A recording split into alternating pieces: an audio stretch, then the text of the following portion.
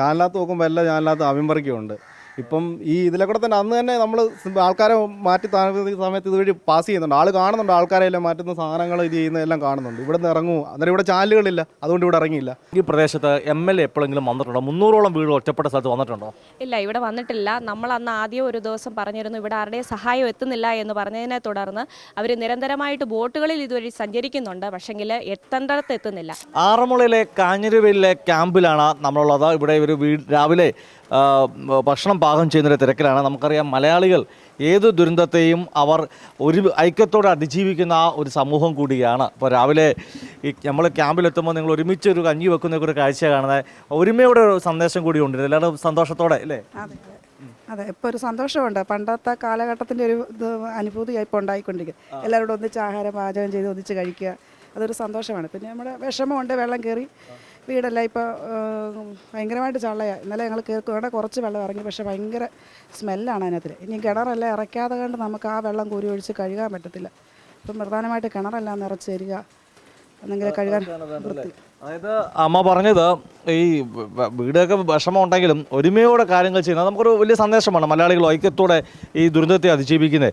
ഈ കോഴഞ്ചേരി തന്നെ അല്ലെങ്കിൽ പത്തനംതിട്ട ജില്ലയിൽ തന്നെ ഏറ്റവും അധികം ആളുകൾ ഒറ്റപ്പെട്ടു പോയിട്ടുള്ള സ്ഥലം ഈ കാഞ്ഞിരവയലിലാണ്. കാരണം വീടുകളിൽ വെള്ളം കയറുന്നതിന് അപ്പുറത്തേക്ക് ഇങ്ങോട്ടുള്ള റോഡുകളെല്ലാം തന്നെ വെള്ളം കയറി ആളുകൾക്ക് എത്തിപ്പെടാൻ പറ്റാത്തൊരു സ്ഥലമായിരുന്നു. 300-ലധികം കുടുംബമാണ് ഇവിടെ ഒറ്റപ്പെട്ടു പോയത്. പക്ഷേ ഇവിടേക്ക് ഈ സ്ഥലം MLA എത്തിയിട്ടില്ലെന്നൊരു പരാതിയുണ്ട്. MLA അബിൻ വർക്കി ഇവിടെ എത്തിയിരുന്നോ? എത്തിയില്ല, ഇതുവരെ എത്തിയില്ലെന്ന് നമ്മുടെ അറിവ്.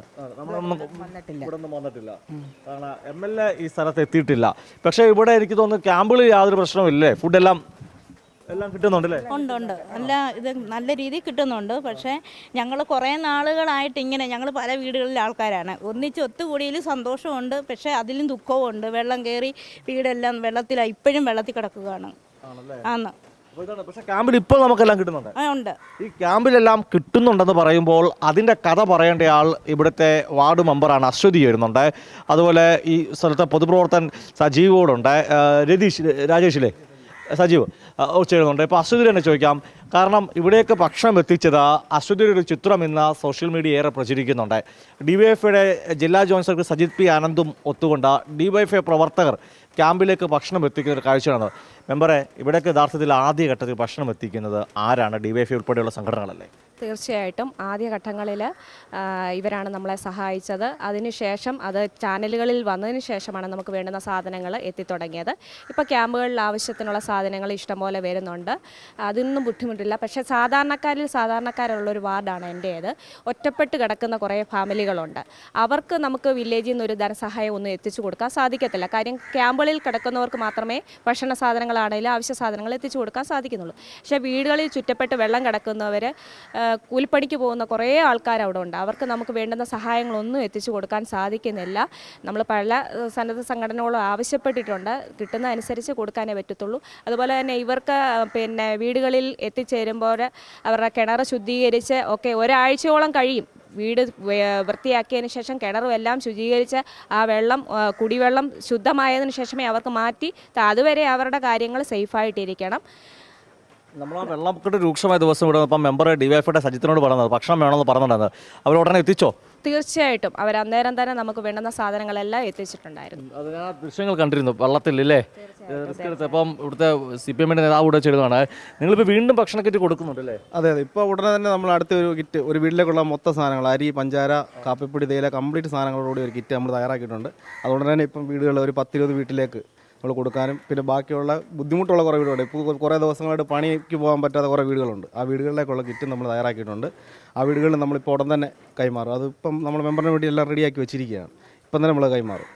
മെമ്പറോട് ഒരു ചോദ്യം. ഇന്നലെ ഞങ്ങൾ മുഖ്യമന്ത്രിയുടെ ഈ വിഷയങ്ങൾ അവതരിപ്പിക്കും, മുഖ്യമന്ത്രി ഇത് കേൾക്കാൻ പോലും തയ്യാറല്ല. അദ്ദേഹം പറഞ്ഞ ഒറ്റപ്പെട്ട സംഭവം എന്നാണ്. യഥാർത്ഥത്തിൽ ഇവിടെ ഈ പ്രദേശത്ത് MLA എപ്പോഴെങ്കിലും വന്നിട്ടുണ്ടോ? 300ഓളം വീട് ഒറ്റപ്പെട്ട സ്ഥലത്ത് വന്നിട്ടുണ്ടോ? ഇല്ല, ഇവിടെ വന്നിട്ടില്ല. നമ്മൾ അന്ന് ആദ്യം ഒരു ദിവസം പറഞ്ഞിരുന്നു ഇവിടെ ആരുടെയും സഹായം എത്തുന്നില്ല എന്ന് പറഞ്ഞതിനെ തുടർന്ന് അവർ നിരന്തരമായിട്ട് ബോട്ടുകളിൽ ഇതുവഴി സഞ്ചരിക്കുന്നുണ്ട്. പക്ഷെങ്കിൽ എത്തേണ്ടടത്ത് എത്തുന്നില്ല. കാര്യം എന്നാ,